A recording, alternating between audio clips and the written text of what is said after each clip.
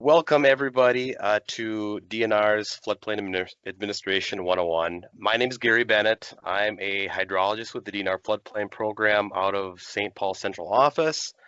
And co-presenting with me today is Ricky Hoffman. I don't know if Ricky, if you want to introduce yourself or if you can maybe turn on your Yeah, camera. yeah, sure.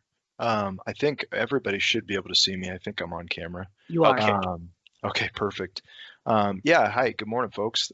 Thanks for joining us this morning. I'm Ricky Hoffman. I work closely with Garry and Seal on the floodplain program. I split my time with the DNR between the floodplain program and the shoreline program as a planner. Thank you, Ricky. I shut off my camera here, but um, before I get started, just so you guys are all aware, we will be sharing a PDF version of this presentation with all the registrants, so don't worry about getting a copy of that. We are recording today's training. It's going to take us probably a few weeks to clean up the video and get it posted to our website. So until we do get it on the website, you can view last year's recording on our website. And the last thing is just be aware if you guys have questions, please feel free to take yourself off mute or enter your question into the chat. And I don't know if Seal introduced herself, but Seal Strauss, our state floodplain manager, is on the call today as well. So she's going to help us out. But let's dive in. So I wanted to mention that unlike other zoning ordinances you may administer, Floodplain Administration is really a collaborative partnership between local, state, and federal agencies. Of course, the local community, that city, county, or township, you are the permit authority. Those communities that enroll in the National Flood Insurance Program, or the NFIP, do agree to adopt and enforce a floodplain management ordinance. You assist your residents in the administration and enforcement of your ordinance. You issue permits, you do inspections and record keeping. So you take on a fairly large administrative role. Watershed districts, they play their role as well. Because FEMA does not identify them as a community, watershed districts are not the permit authority for floodplain management. However, they oftentimes do have their own regulations. They can require permits, and in many instances, they have higher regulations or higher standards for floodplain management. Of course, they also organize mitigation projects and provide technical assistance to the local unit of government. The state, the DNR is the state coordinating agency with FEMA. So we administer the state's floodplain management program. Our job is to provide assistance to you guys. We assist those NFIP communities by providing technical assistance, by providing training, education, and outreach opportunities.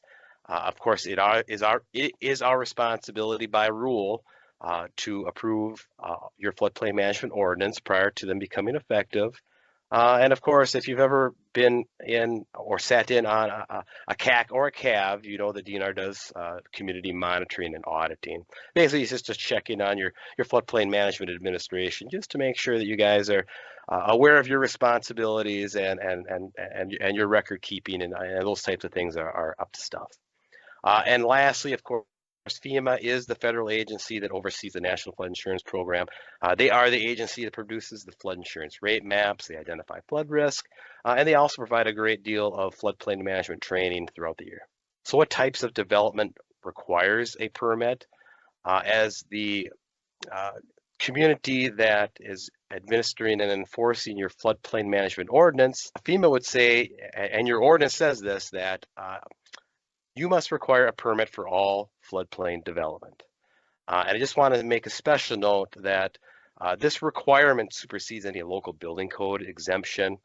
We've talked to some communities, and I'm sure some of you on the call are aware that state building code, for example, would exempt small buildings, such as those buildings that might be less than 200 square feet in size, from requiring a local building permit. However, yeah, this requirement would supersede that. If that building is in the floodplain, you are to require a floodplain permit for that. FEMA defines development very broadly. So this is the definition from FEMA's Code of Federal Regulations.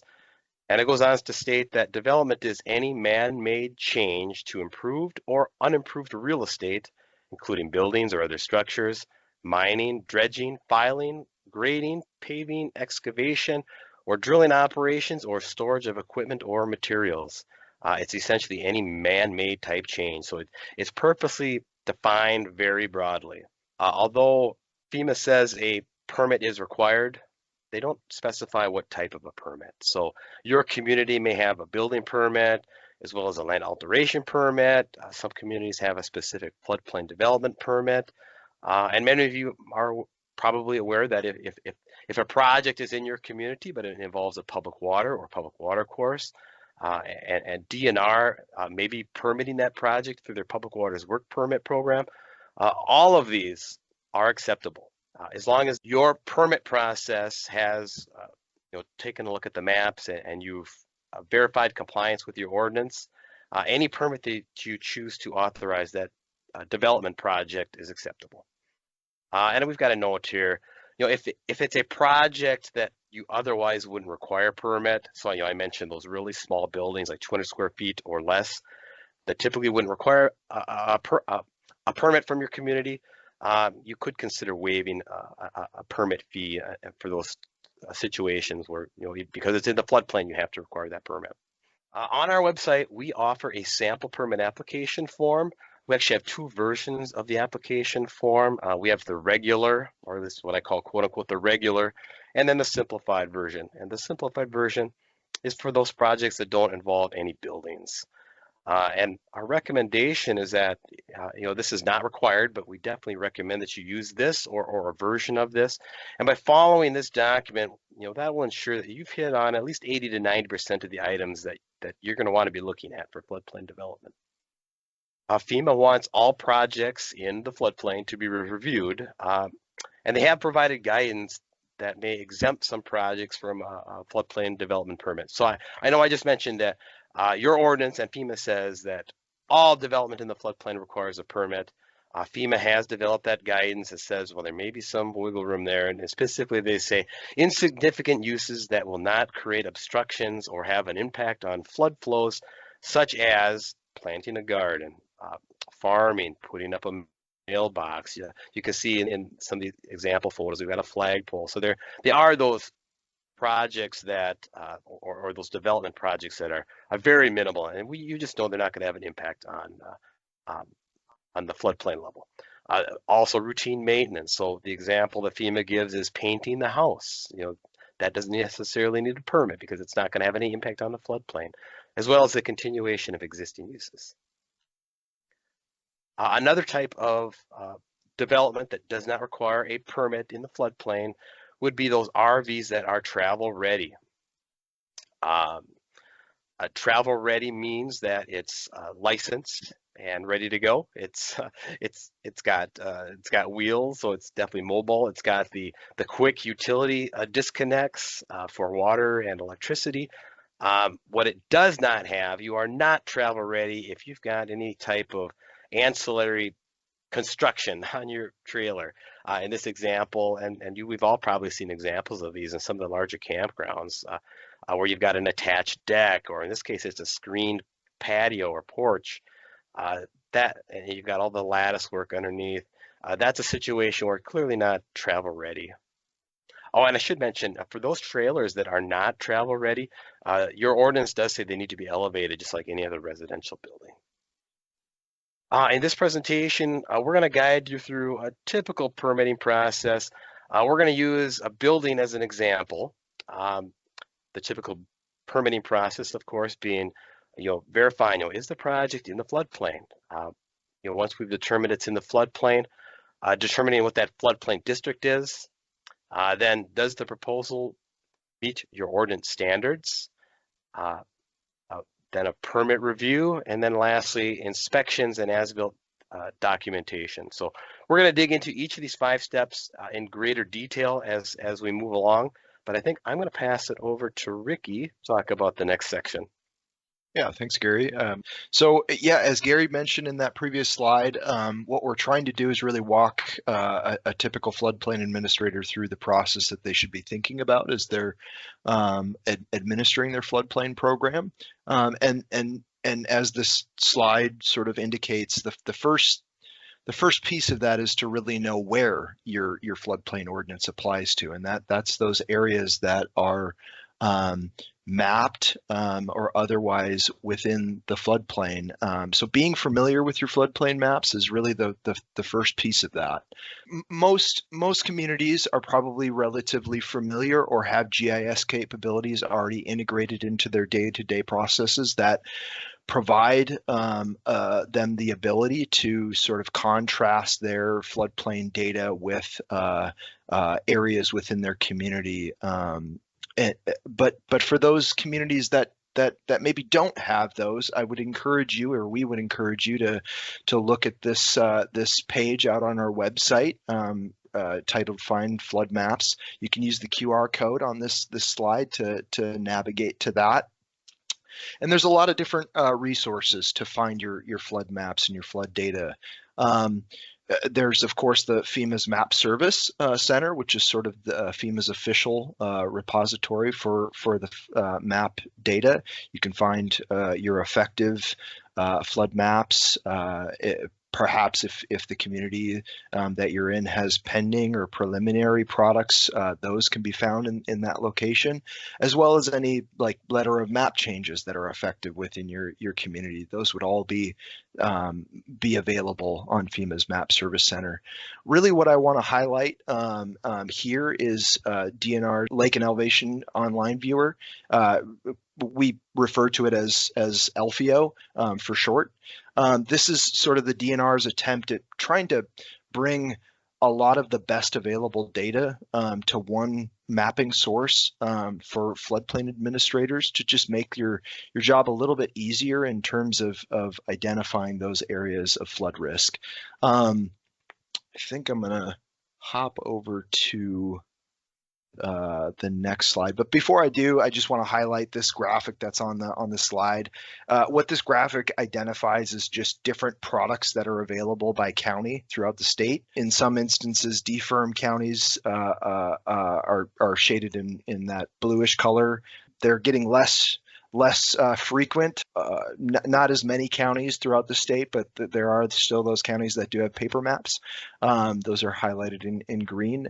And then the areas with those pink lines are the areas where we've provided on our viewer the estimated 1% base flood elevations. So this is just sort of an overview of the data that's available out on LFEO. I'm going to hop to the next slide though, because I think we've got, oh, here's just a blown up graphic of that map.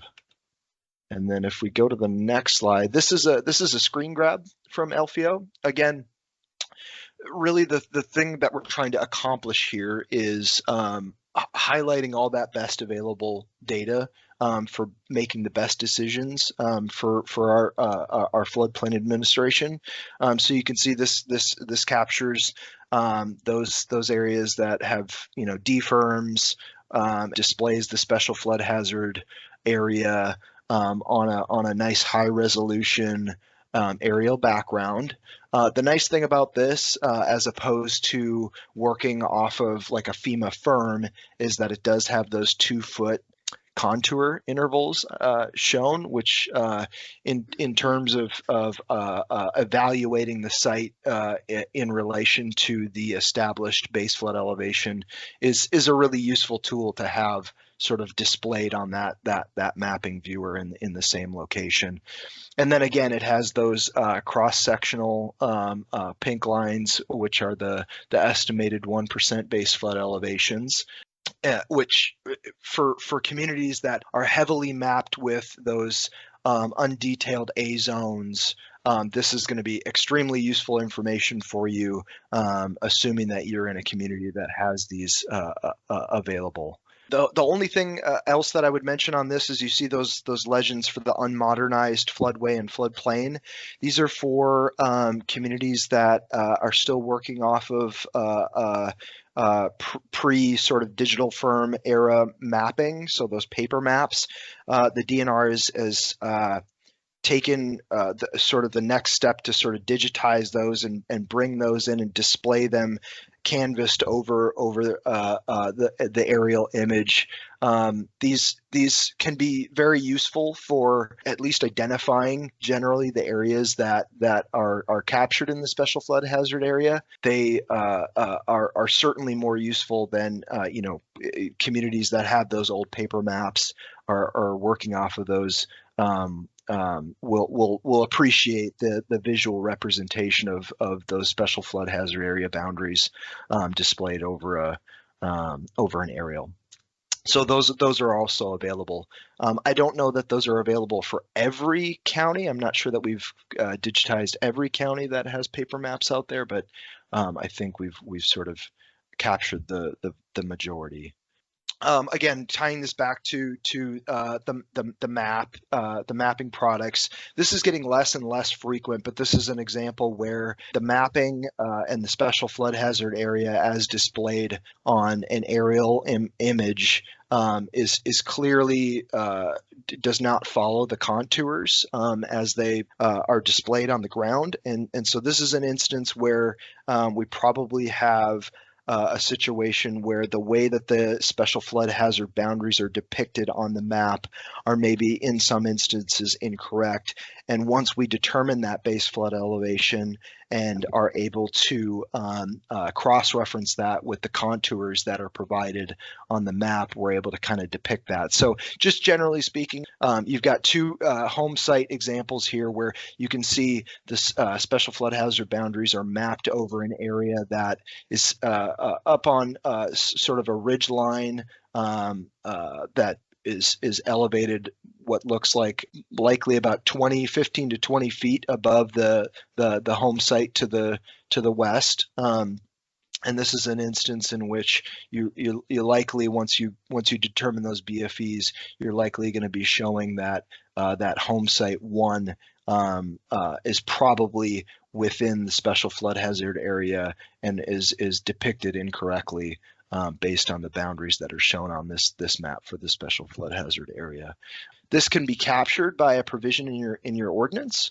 This is a provision that we provide in our model ordinance. It's derived from state law. It essentially, well, I'll just read it. Where a conflict exists between floodplain limits illustrated in the official zoning map and the actual field conditions, the flood elevations shall be the governing factor in locating the regulatory floodplain limits. And essentially what that means is in no case are you reducing the flood hazard boundaries as they're depicted on the official maps, but in some instances where you have field conditions or contour data that is demonstrating. So if I go back to the previous situation, that is demonstrating that proposed site 1 is actually below the base flood elevation once that's established, then this provision that I showed on this slide would allow you to apply and extend your floodplain boundary and your floodplain provisions to that home site.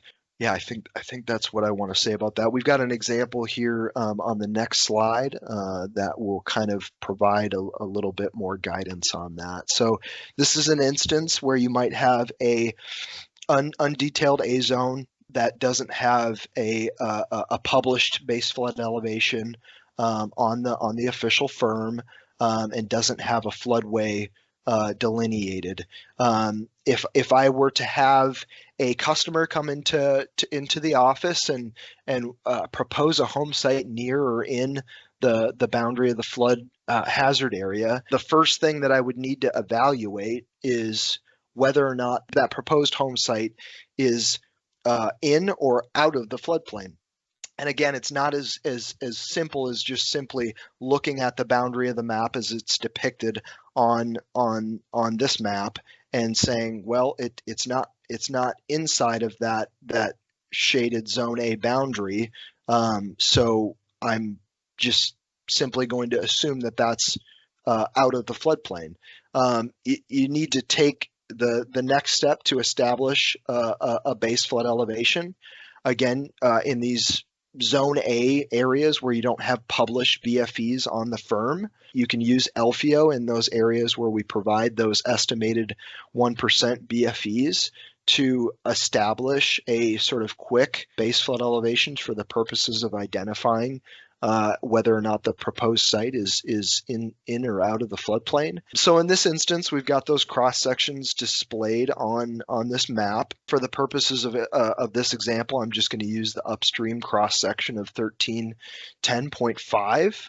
And I'm going to apply that to this home site. So if I'm using that as a basis for my BFE and I'm looking at the contour data, it looks to me in this instance that the boundary of the displayed special flood hazard area actually does pretty closely follow the base flood elevation based on this contour data. So you can see that line sort of straddles and runs between the 1310 and the 1312 contour elevation lines, and that's pretty darn close to what my established base flood elevation is. So I can, in this instance, feel pretty comfortable that this home site is above that elevation based on the contour data, and therefore it's not inside of the floodplain as depicted on this map and based on our established BFE. Of course, these aren't always going to be the instances. In a lot of cases, homeowners are going to want to push those homes closer to as close to the water as possible. And if this home site were to fall inside of the mapped boundaries or within the floodplain as depicted by the contour data and the established BFE, then you would have a more in-depth review process where you would be having to establish a floodway boundary and determine your elevation requirements based on that proposed home site and the adjacent grades related to that. So I think that's as much as I want to say on that one. And just to note, again, contrasting this with the previous slide, in those instances where you have a narrow floodplain boundary or you don't have a mapped floodplain, the shoreline provisions still apply in those communities that have adopted shoreline regulations. So if I'm contrasting that with the previous slide, although this home site may be out of the mapped floodplain, and out based on the elevation data established by the BFE, you may still have shoreline regulations that apply if this home site were within 300 feet of the ordinary high water level. That water feature, the shoreline elevation, minimum elevation standards would still apply, that 3 foot above the ordinary high water level or the highest known water level. So that's everything I wanted to capture in that. So I'm going to hand it back over to Garry for this next section. Yeah, great. Thanks, Ricky. So Ricky walked you through determining, is the project in the floodplain? So our next step is to determine what floodplain district are we in? And from our model floodplain ordinance, we typically talk about having 3 floodplain districts: the floodway district, the flood fringe district, and the general floodplain district. We've now got a 4th, I think it's the coastal high hazard district, that's going to be coming out in March, I think, for St. Louis County. But anyway, these are the 3 typical districts you're going to be dealing with. And as a reminder, that general floodplain district, that's when we're dealing with Zone A or AE areas where FEMA has not already delineated the floodway. And just as a reminder that for development, for structural development in the general floodplain district, that's where that applicant's going to have to hire an engineer to actually determine what is floodway versus flood fringe, usually through some kind of a hydrologic and hydraulic study. Fortunately, in this particular instance, we're looking at a detailed study area. So FEMA's already determined what is the floodway. So I think our job is going to be pretty simple determining what our districts are here. So looking at 3 different building sites, you can see building site number 1, this is clearly a backwater area. The floodway is this red and blue hatched area. So this light blue area, still part of the 100-year floodplain, but this is clearly a backwater area. This is flood fringe. Development would be allowed in the flood fringe, but of course they would still have to properly elevate and things of that nature. Our second building site is right over here. If your community regulates the 500-year floodplain, that would be a higher standard. We don't have too many that do, but there are a few communities that have adopted to regulate the 500-year floodplain. This brownish orange color does represent the 500-year floodplain, and you can see they're not in the floodplain, but they are in the 500-year floodplain. If you are a community that regulates the 500-year, just be aware that we always consider that to be flood fringe.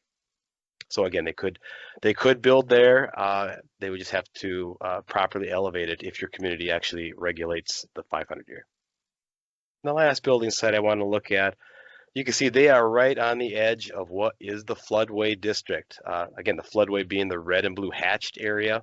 We need to be real careful on this one. We would want to verify the exact boundary and where they're proposing to build this, because as you guys probably all know, new structures, for the most part, especially like residential structures, they're not allowed in the floodway. So we definitely would want to verify they're going to be constructing outside of the floodway at that location. But let's do another example. In this particular case, we're looking at the Zone A example that Ricky was just sharing with you. And let's say that same person, they don't want to stay out of the floodplain. You can't convince them otherwise. They want to build as close to the river as possible. They're right there. So it looks like they're right on the edge of the floodplain. And you can see when you pull up the floodplain map, here we're looking at the digital flood insurance rate map, and it is Zone A. And we all know that Zone A's, this is what's considered general floodplain district. FEMA has not done any detailed study analysis. They don't have base flood elevations. They certainly have not delineated the floodway. So before you can allow this building to commence in the floodplain, even though it's on the edge of a Zone A floodplain, remember that new buildings aren't allowed in the floodway. So this applicant would have to hire an engineer to actually delineate floodway from flood fringe. Again, usually through some kind of hydrologic or hydraulic analysis performed by that licensed engineer. But otherwise, yeah, once he gets that done, potentially he could build here. There are just a few more steps that he needs to jump through because this is a general floodplain district. I maybe should have mentioned this earlier, but those general floodplain districts, you always treat them as floodway until that delineation is done. Okay, from your ordinance, section 7.2 and 7.3 of your floodplain management ordinance, it talks about the floodway flood fringe boundary. Number one, it says, yeah, you have to determine that flood elevation. So for all development, you're going to want to determine what your base flood elevation is. If it's an earthen encroachment or a non-building type structure like a fence, that's going to require that encroachment analysis for these general floodplain districts. They are allowed to have up to what we call the allowable rise, which is a half a foot or less. Keeping in mind that by state law, the half a foot is the most you could have. And if that half a foot would actually increase the flood risk for other nearby structures, then it would have to be less than a half a foot. Number three, it talks about determining the floodway boundary. So again, this is going to be for those building type structures. If they have a building they want to propose in a general floodplain district, they have to hire that engineer to delineate the floodway boundary. And item B here, it does talk about other acceptable methods. These are somewhat rare, but there are some instances where you might want to reach out to SEAL or myself. There are some cases where we might be able to use approximate methods to determine whether or not it's floodway or flood fringe. Those include those areas around lakes, being above the OHW, some obvious non-conveyance areas and things like that. So just be aware that there may be some alternatives, but by and large, the applicant's going to have to hire an engineer to delineate the floodway, just so you can verify that they're building in the flood fringe. As we already talked about, modeling by a licensed engineer is typically required. DNR does have some discretion to approve alternative methods for floodway delineation, such as, like I mentioned, on lakes or basins, we typically treat areas above the ordinary high water level as flood fringe, and then those clearly backwater situations where we don't have effective. Some examples of that would be near the inlet to a lake or some situations like that. Upstream and downstream of a bridge. You think of a bridge and you know it's a pinch point. So you do get ineffective flow areas on the upstream and downstream sides of bridges because that water has to pinch inwards as it gets into the bridge, and then it expands as it flows out of the bridge. And with that, Okay. back to Ricky. Yeah. Yeah, no, I can see I'm already falling behind a little bit on time, so I'm gonna try to cruise through these next few slides pretty quickly. So I apologize if I'm kind of rambling through these. But so we've identified our mapping products, and we've identified that a project is within the floodplain. It's we've identified the district. Now the next part of it is trying to navigate the flood ordinance to address what applicable standards should be applied to the proposal. So generally speaking, and this is maybe a plug for our state models in the way that they're constructed, we do a pretty good job of making them easy to navigate in terms of determining what applicable standards apply to depending on what the proposed use and generally what the nature of the development is. Generally speaking, we have the floodway, which is much more restrictive in uses than the flood fringe. The floodway only allows certain more restrictive uses, such as things like open space uses, agricultural, flood control types of project, things like that. Whereas the flood fringe is much less restrictive in terms of uses and more regulatory in the nature of just ensuring things are elevated properly and ensure that they're constructed in a way that's flood proofed, generally speaking. So those are the nature of the code. The other way that the code breaks down the way that uses are permitted is generally through the permitted and or conditionally permitted uses. Again, our model ordinance, if you struggle with being able to determine and navigate that in your own community's ordinance, I would recommend maybe taking a look at the state's model ordinance that we've put together. It's organized in a way that's pretty practical and easy to use in terms of determining what uses are generally permitted or what uses are generally conditionally permitted. And that's kind of the way that we break those uses down. If you are using or referring to our model ordinance, this is section 4 of the state standard model ordinance.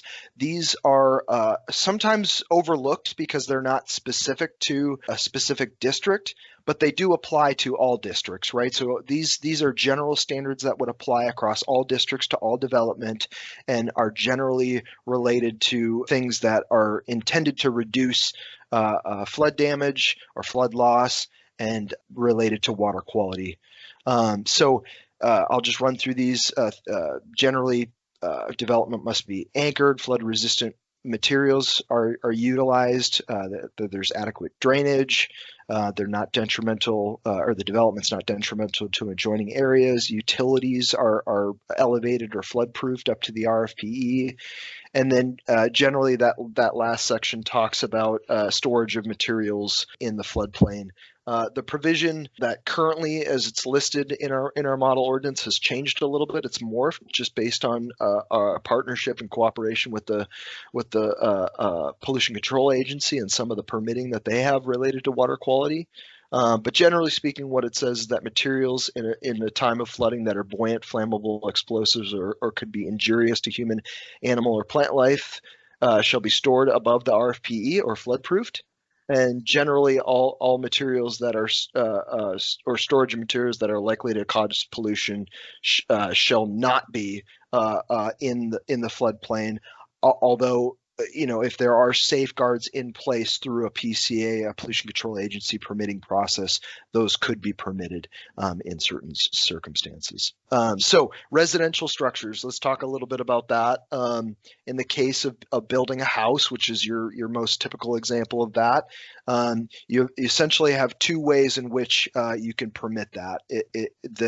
The first of which is the traditional way, or the way that's the most commonly used in our ordinance, just based on the way that it's regulated and permitted through state law, which is elevation on fill. Everything else that doesn't meet the definition or the requirements for elevation on fill, which I'll go into in just a second here, need to be processed through a conditional use permit. So those things like stem walls and post and piling type of construction, although appropriate in certain circumstances, they are required to be processed through a conditional use permit. Okay, so that example of elevation on fill. So here's sort of a diagram that shows that. The biggest things to mention here is that the fill that the structure is being elevated on shall be at least 1 foot below the RFPE and needs to extend outward from the footprint of the building to 15 feet beyond that footprint of the house at that 1 foot below the RFPE minimum. If a structure is being elevated on fill and it doesn't meet this provision, then again, it would need to be processed through a conditional use permit. The only other thing I would mention on this graphic is just that finished floor height, or the walking surface, again, is shown at that RFPE. So that's the standard, is that the walking surface of your lowest floor is elevated to that regulatory flood protection elevation. Here's the alternative methods that I referred to previously. Again, these are again just based on the scenario, appropriate for lots of different instances. And in the graphic on the left, you might have a situation where you're still elevating on compacted structural fill, but you might not have enough room topographically, or maybe just size constraints of your lot, to be able to extend that fill out the 15 feet up to the base flood elevation. And therefore you may have to apply for a conditional use permit for that alternative method. Again, a raised or elevated stem wall above grade crawl space is another alternative method that's common in some circumstances. And then something that's, again, another circumstance that's fairly common in our coastal communities, more so common in our coastal communities, are post and piling type of construction, where you're elevating the lowest horizontal cross member up above the RFPE. I think that's everything. Again, the biggest thing to remember here is just elevation on fill. Meeting those standards in the previous slide is your traditional permit method for elevating residential structures.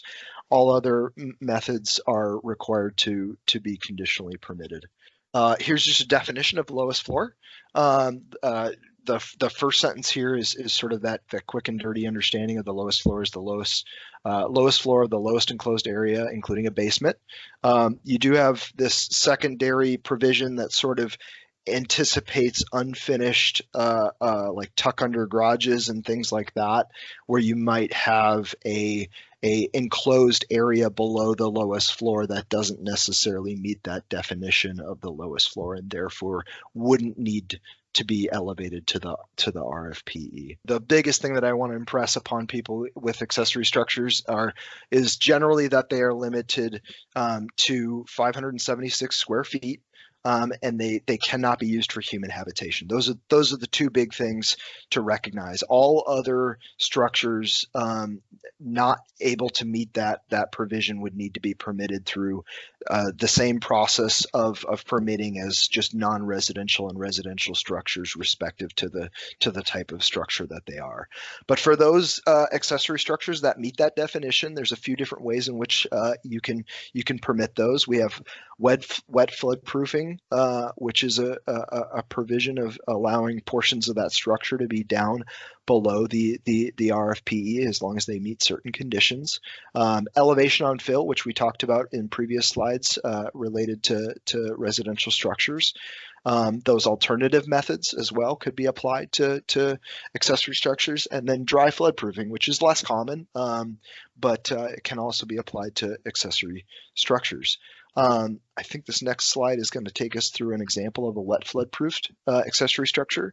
So again, I want to kind of tie back to that previous slide where we talked about those, as I reference our state model ordinance, those Section 4 provisions that apply to all districts, right? Things like elevating your utilities, using flood-resistant materials, anchoring structures. Those are things that apply across the board and should be applied to all structures being proposed in the floodplain.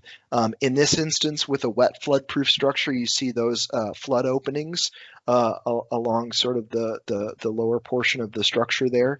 This is again an instance where if your accessory structure doesn't exceed that 576 square feet and is not being used for any type of finished human habitation, interior use, you could go ahead and use the provisions of wet floodproofing to provide a situation where it's intended to be internally flooded and allow for the passage of floodwaters through the structure. The last thing that I want to mention about accessory structures is just that they are oftentimes one of the most difficult things to administer at a local level. I experienced that myself when I worked for local government.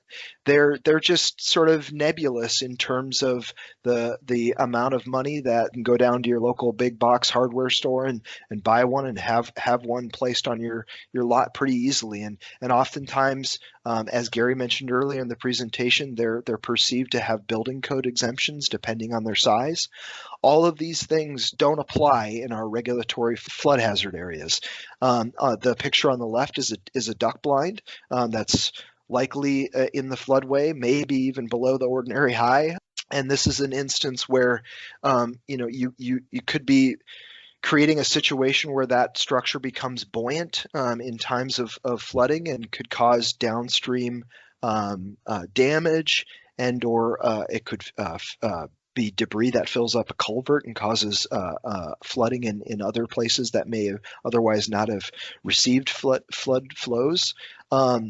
So this is an instance where that wouldn't be permitted. Again, I would recommend if these are structures that are being placed for hunting, we could look at provisions related to temporary structures, but they would need to be removed within whatever time periods that those temporary structures need to be removed in. So the picture in the middle is a situation where it looks as though an accessory structure was previously placed and then converted for human habitation. Again, that's not permittable under state law and your ordinance provisions related to accessory structures.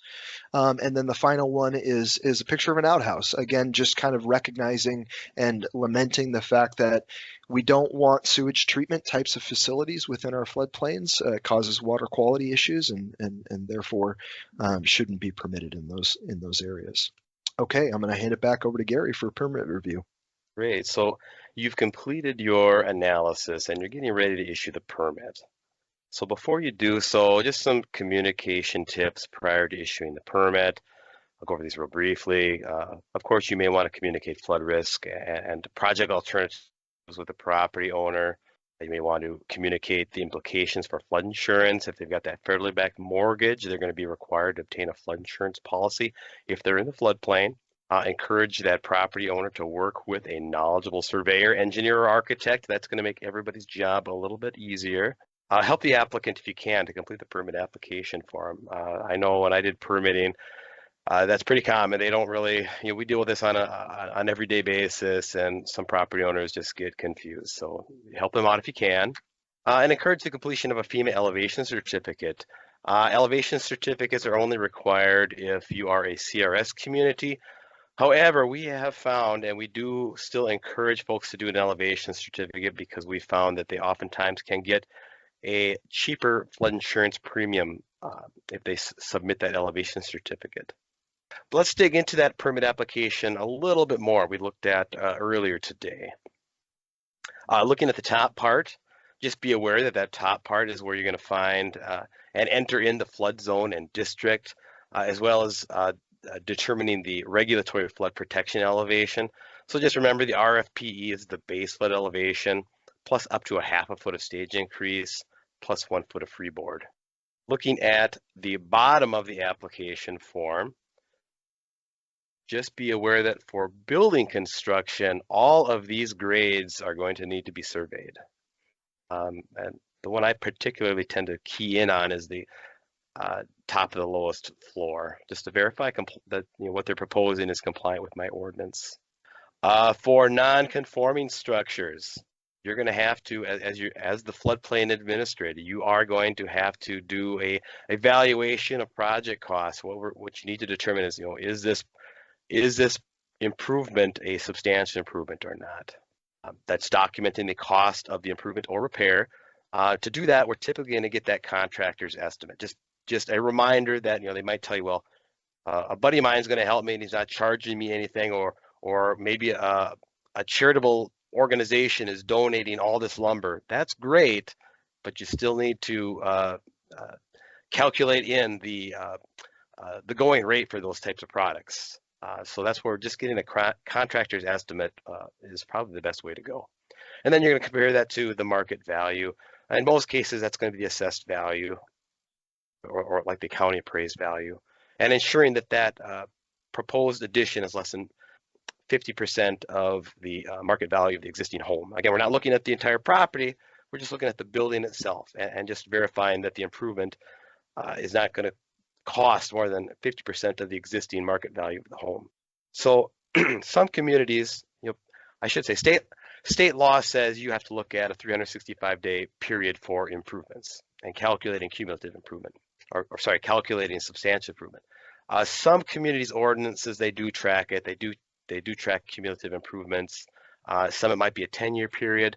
I've seen some communities that actually will track improvements for the life of the structure. So in this particular example, you can see in 2004, they put in a new deck. Cost of the improvement was $10,000. Market value for the home, a pre-improved home, was $100,000. So just doing that deck was 10%.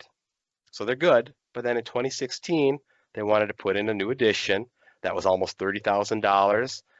Their pre-improvement market value for their home actually dropped a little bit to $90,000. So when you do the math, that was another 32%. So adding that to 10%, they've already used up 42% of their 50% cumulative improvement. So in 2021, they come into your office and they want to apply to install a sunroom.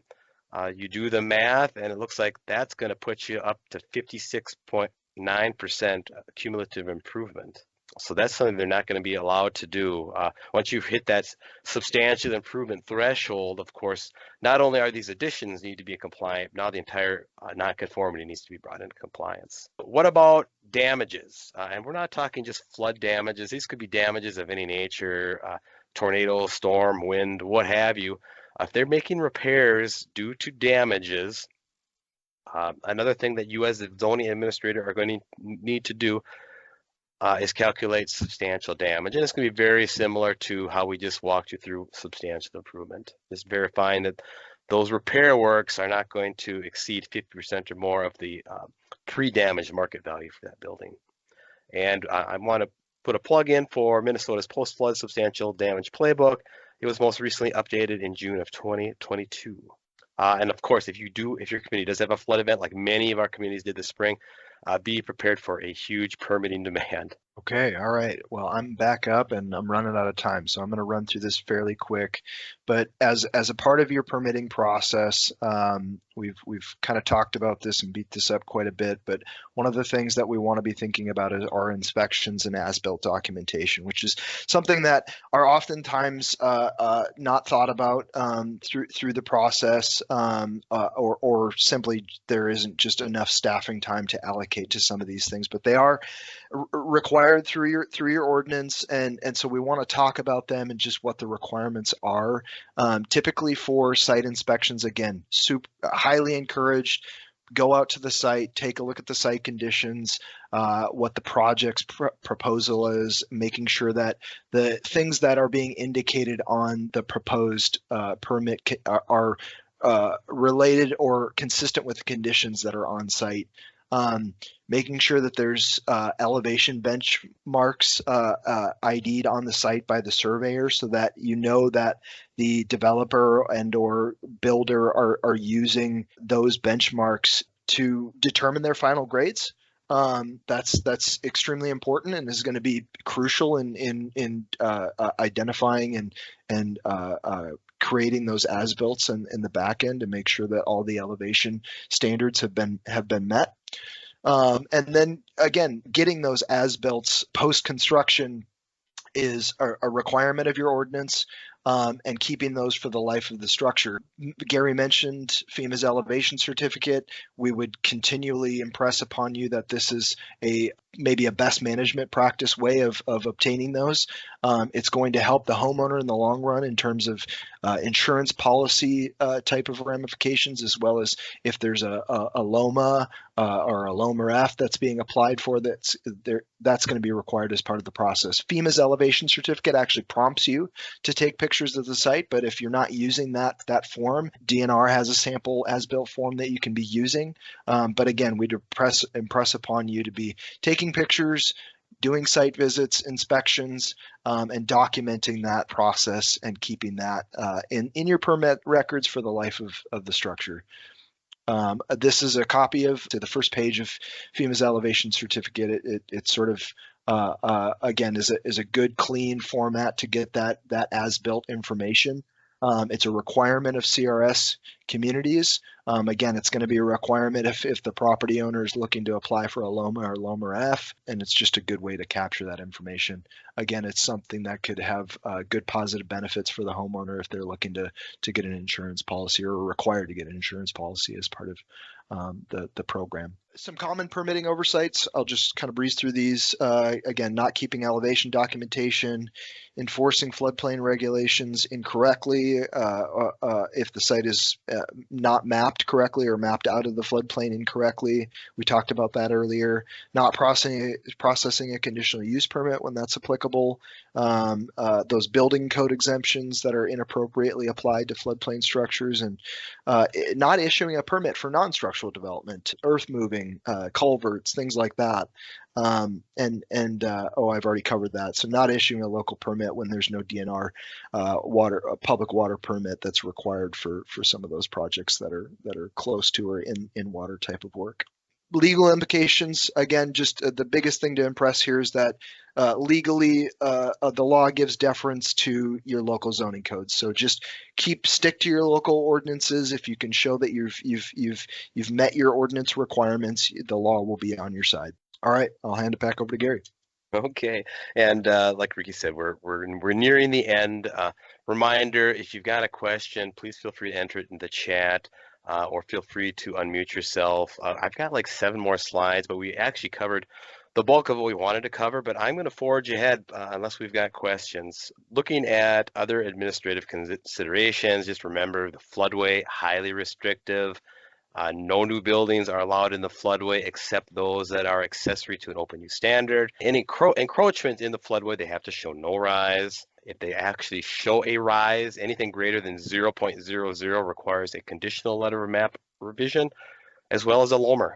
Filling, grading, obstructions in the floodway, completed by an engineer.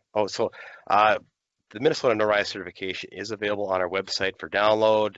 It is signed by the engineer. Usually it accompanies their hydraulic report showing or just verifying that it's causing less than a 0.00 foot stage increase.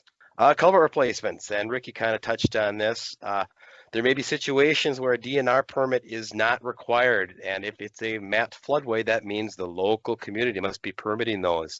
A recent law change in 2015 said that if it's an in-kind replacement, so like for like, that culvert replacement does not need a DNR permit. Again, if it's a mapped floodplain, just remember that you guys are going to be issuing a permit for that. There are other situations where a DNR permit would not be required. Of course, that includes if it's not a public water, or if it's a public water that has been deregulated because it drains less than 5 square miles. And I already mentioned the replacement of the same type and elevation. This is just an example of when is a DNR permit needed. This blue line indicates a public water course. The yellow is indicating this is a Zone A or a general floodplain district. This road crossing needs a DNR permit. But what about this guy here? This is not a public water course. You don't see the blue line. The public water course actually ends way down here.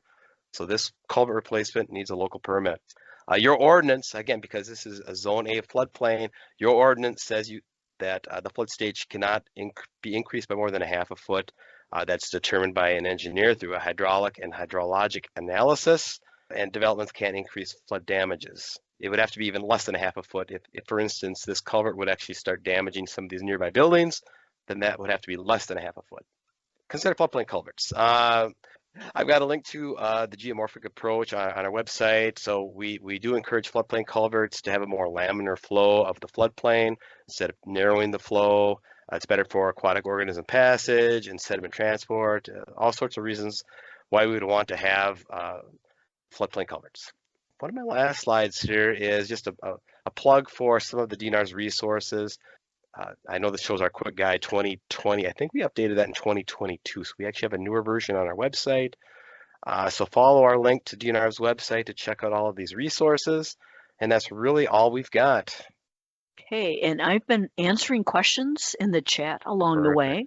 Thank you, Seal. And I did explain a few of the acronyms that got used along the way. Tried to minimize that, but sometimes they pop out. We can't help ourselves. Yeah. So we ran a minute over, so apologize for that, but thanks for everybody joining us. And this was a really good discussion, it looks like, in the chat. One thing I didn't mention at the beginning is each virtual training course that you attend is worth 1 CEC. So if you are a CFM, I think when you registered, you should have been asked if you want those CFM or those CEC credits. So just be aware, I think we do that once. We'll do it at the end of the series, right? So like in April. It's a manual process, so probably in March. Yeah. All right. Well, thanks for everybody again for attending. I know, Celia, you got to jump, and I've got to jump, but anybody who wants to stick around and ask questions, Garry and Ricky will stick around.